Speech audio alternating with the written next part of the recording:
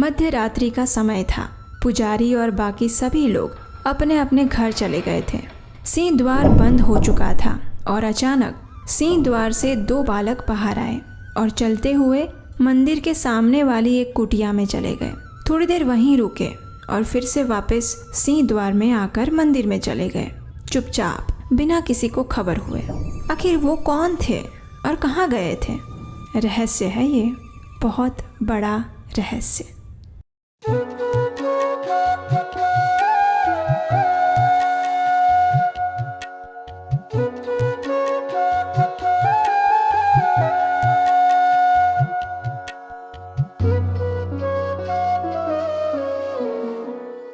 हरे कृष्ण। क्या आप जानते हैं, जब भक्त भगवान की प्रत्यक्ष सेवा नहीं कर पाते तो भगवान स्वयं उनसे सेवा लेने के लिए उनके पास चले जाते हैं। आज की हमारी कथा के तार इसी बात की पुष्टि करते हैं। ये कथा जगन्नाथ जी के एक ऐसे भक्त की है जो सामाजिक रूप से अत्यंत साधारण है, लेकिन चेतना और भक्ति की दृष्टि से सर्वश्रेष्ठ है। लेकिन आज की कथा प्रारंभ करने से पहले अगर आपने अभी तक अपने इस चैनल को सब्सक्राइब नहीं किया तो अभी कीजिए, और हाँ, बेल आइकन भी दबाना मत भूलिएगा। तो चलिए शुरू करते हैं भगवान जगन्नाथ की मधुर लीलाओं की एक और रस यात्रा। वास्तव में ये लीला जगन्नाथ जी के एक शुद्ध भक्त थे, बलराम दास। उन्होंने अपनी आंखों से होते हुए देखी थी। भक्त बलराम दास वो भक्त हैं जिनकी सत्यता और भक्ति को स्वयं जगन्नाथ जी ने प्रमाणित किया था। और ये बलराम दास कौन थे? अगर आप नहीं जानते तो नीचे डिस्क्रिप्शन बॉक्स में उनके विषय में एक संपूर्ण कथा वीडियो का लिंक दिया गया है, उस पर जाकर आप देख सकते हैं। एक दिन मध्य रात्रि का समय हो गया था। श्री मंदिर के द्वार बंद हो चुके थे। सभी भक्तगण और पुजारी अपने अपने घर वापस चले गए थे। सिंह द्वार भी बंद था।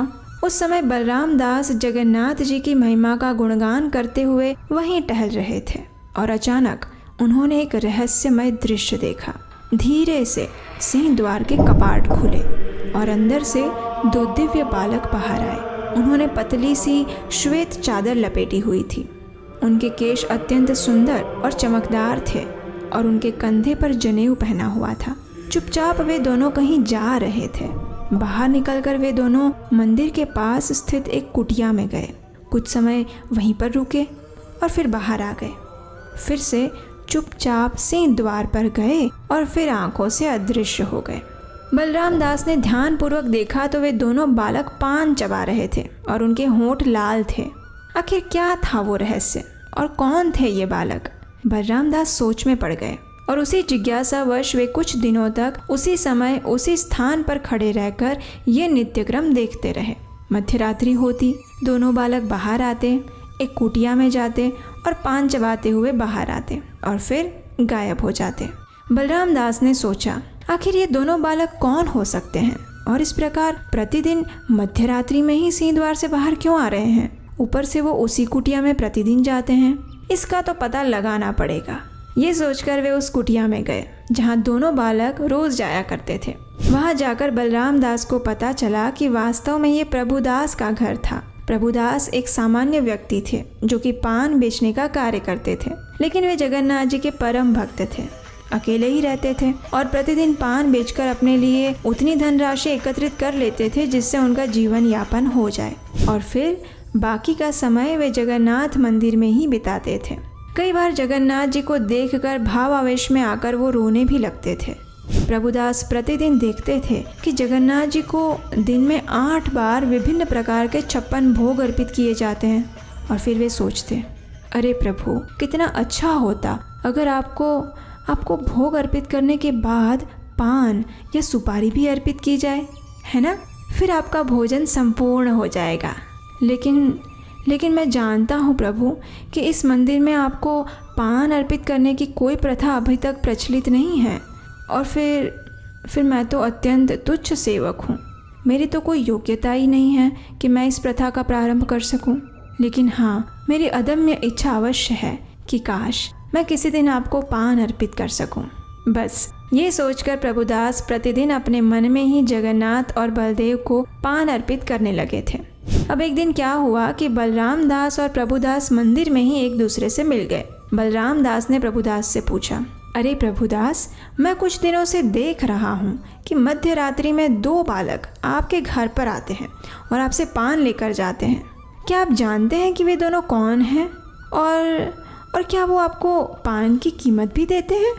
ये सुनकर प्रभुदास ने अत्यंत निर्दोष भाव से कहा, मुझे नहीं पता कि वो दोनों बालक कौन हैं, लेकिन हाँ, वे प्रतिदिन मेरे घर पर आते हैं और मुझसे पान भी लेकर जाते हैं। जब भी मैं उन्हें देखता हूँ तो उनसे अत्यंत आकर्षित हो जाता हूँ। उनको देखकर मुझे बड़ी प्रसन्नता होती है और इस वजह से मैं उनसे पान की कीमत मांगना ही भूल जाता हूँ। और फिर मैं क्या करूँ? जब तक मैं उनसे पान की कीमत मांगूँ तब तक वे दोनों मेरी कुटिया से चले जाते हैं। अब इसमें मेरा क्या दोष, बताइए? प्रभुदास का उत्तर सुनकर बलराम दास ने कहा, अरे प्रभुदास, आप बड़े ही भोले भाले हैं। आपको याद रखना चाहिए ना कि आप व्यापार कर रहे हैं, व्यापार। हाँ, ऐसे कैसे आप किसी को भी बिना मूल्य लिए पान दे सकते हैं? अगर ऐसा ही चलता रहा तो आपका घर कैसे चलेगा, बताइए? अच्छा देखिए, आज से अब आप एक काम करना, जब भी वे दोनों बालक आपके पास आएंगे तो आप उनसे पान की कीमत मांगना, और अगर वो आपको पान की कीमत ना दे पाए तो उनसे कहना कि वो दोनों बंधक के रूप में अपनी अपनी चादर आपके पास छोड़ जाए। हाँ, तभी पता चलेगा उन दोनों को कि बिना मूल्य के कुछ नहीं खरीदा जाता है। हाँ। अब बेचारे भोले भाले प्रभुदास को ये सुझाव पसंद आ गया। अगले दिन फिर से मध्य रात्रि में वो दोनों बालक प्रभुदास की कुटिया में आए, लेकिन इस बार प्रभुदास एकदम तैयार थे। उन्होंने दोनों बालक को पान दिया और फिर उनसे कहा, देखो बालक, आप प्रतिदिन मुझसे पान लेकर जाते हो लेकिन उसकी कीमत नहीं चुकाते, लेकिन आज मैं आपको ऐसे नहीं जाने दूंगा। आज आपको अपने पान की कीमत चुका कर ही जाना होगा। हाँ। अब ये सुनकर दोनों बालक आश्चर्य में पड़ गए। उन्होंने प्रभुदास से कहा, हम तो कुछ भी लेकर नहीं आए हैं और फिर हम तो प्रतिदिन तुमसे पान लेकर जाते हैं। आज तक तो तुमने कभी हमसे कोई कीमत नहीं मांगी, फिर हमें क्या पता था कि आज तुम हमसे पान की कीमत मांगोगे, इसलिए आज तो तुम हमें क्षमा कर दो। कल हम धन लेकर आएंगे और अभी तक तुमसे जितने पान लिए हैं उन सब की कीमत चुका देंगे। लेकिन इस बार प्रभुदास एक निपुण व्यापारी जैसी बातें कर रहे थे। उन्होंने कहा, नहीं नहीं नहीं नहीं नहीं नहीं, तुम दोनों को लगता है कि मैं क्या कोई मूर्ख हूँ? हाँ, ऐसे कैसे मैं तुम पर विश्वास कर लूँ कि तुम दोनों कल पक्का आओगे ही? अरे तुम दोनों बड़े युवा और चंचल हो, क्या पता तुम दोनों कल से यहाँ आना ही बंद कर दो। इसलिए मुझे अपने पान की कीमत आज ही चाहिए और तब तक मैं तुम दोनों को यहाँ से जाने नहीं दूंगा।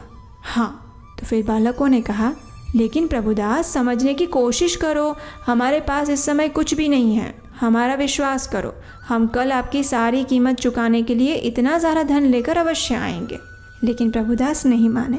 उन्होंने कहा, नहीं नहीं नहीं, मैं अब तुम दोनों की इस भोली सूरत और सुंदर मुस्कान में नहीं फंसने वाला हूँ। मुझे तो आज ही कीमत चाहिए और अभी चाहिए, और अगर आप नहीं दे सकते तो फिर बंधक के रूप में आपके पास ये जो 2 श्वेत चादर हैं उसे मेरे पास छोड़ कर जाइए। कल जब तुम दोनों धन लेकर आओगे तो फिर अपनी अपनी ये चादरें ले जाना, मैं क्या करूँगा इसका, ठीक है? दोनों बालक एक दूसरे के सामने देखकर हंसने लगे। आखिर उन्होंने प्रभुदास के सामने अपनी पराजय स्वीकार की और अपनी अपनी चादरें प्रभुदास के पास बंधक के रूप में छोड़ दी और वापस आ गए सिंह द्वार के अंदर। अब एक चमत्कार हुआ। अगले दिन प्रातः काल में जब सेवकगण ने मंदिर के कपाट खोले तो सबको आश्चर्य हुआ। उन्होंने देखा कि संध्या में बड़े श्रृंगार वेश के समय जगन्नाथ और बलदेव के सिर पर जो सफ़ेद चादर रखी हुई थी वे गायब हो चुकी थी। अब सभी सोचने लगे कि आखिर कहाँ जा सकती है ये दोनों चादर, कौन ले गया होगा उसे, और फिर अगर वास्तव में कोई चोर यहाँ अंदर आया था तो फिर उसने रत्न और मणि जैसे बहुमूल्य वस्तुओं को छोड़कर सिर्फ चादर ही चुरा कर क्यों ले गया? नहीं नहीं, कोई चोर तो नहीं आया है अंदर, फिर ये चादर गई कहाँ? सभी सेवकगण चिंतित हो गए कि आखिर ये रहस्य है क्या, और बात पहुंची सीधी राजा प्रतापरुद्र के पास। अब ये सुनकर राजा भी हैरान परेशान। उन्होंने इस कार्य के लिए भगवान के सेवकों को ही जिम्मेदार ठहराया और राजा ने आदेश दिया कि जो भी सेवकगण जगन्नाथ जी की सेवा में उपेक्षापूर्ण थे उन सबको दंडित किया जाए, और इस प्रकार उन्होंने उन सभी सेवकों को बंदी बनाने का आदेश दे दिया। अब जगन्नाथ जी को ये कैसे पसंद आ सकता था कि उनके निर्दोष सेवकगण को बिना किसी भूल के ही सज़ा मिले? तो बस फिर जगन्नाथ जी की ही प्रेरणा से उसी समय बलराम दास वहां आ गए।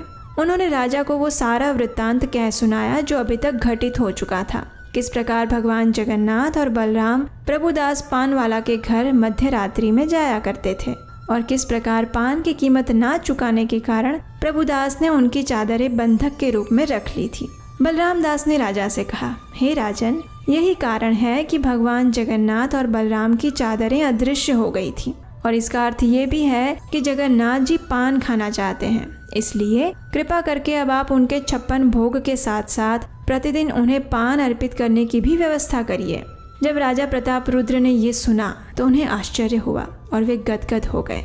जिसके समर्पण और भक्ति भाव के कारण जगन्नाथ जी स्वयं उनकी कुटिया में पान खाने जाते थे, ऐसे उनके परम भक्त प्रभुदास से मिलने के लिए राजा स्वयं उनकी कुटिया में जाते हैं। जब प्रभुदास को पता चला कि स्वयं जगन्नाथ और बलदेव उसके पास पान लेने के लिए आते थे तो वह भावावेश में आ गए और हर्षित होकर वो दोनों चादर लेकर आए जो उन्होंने बंधक के रूप में रखी थी। राजा प्रताप रुद्र पहचान गए कि ये वही चादरें हैं जो रत्न विधि से गायब हुई थी और बस फिर क्या था। उसी दिन से राजा प्रताप रुद्र ने ये व्यवस्था करवाई कि प्रतिदिन जगन्नाथ जी को भोजन के बाद पान अर्पित किया जाए और तब से लेकर आज तक जगन्नाथ जी को प्रतिदिन पान अर्पित किया जाता है। जो पान उपलब्ध करने की सेवा करते हैं उन्हें पहाड़ नायक या विधीय योगानीय सेवक कहा जाता है और ये कार्य आज भी प्रभुदास के परिवार के सदस्य कर रहे हैं।